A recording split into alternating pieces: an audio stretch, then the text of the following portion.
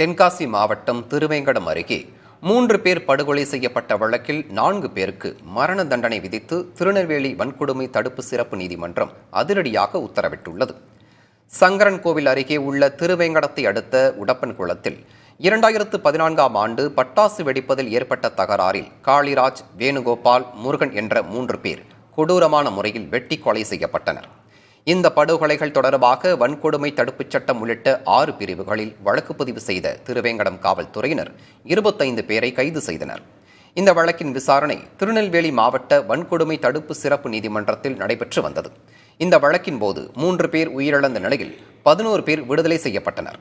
மீதமுள்ள 11 பேரில் 4 பேருக்கு மரண தண்டனை விதித்து நீதிபதி சுரேஷ்குமார் தீர்ப்பளித்தார். 5 பேருக்கு 5 ஆயுள் தண்டனைகளையும் 2 பேருக்கு இரட்டை ஆயுள் தண்டனைகளையும் விதித்து நீதிபதி உத்தரவிட்டார்.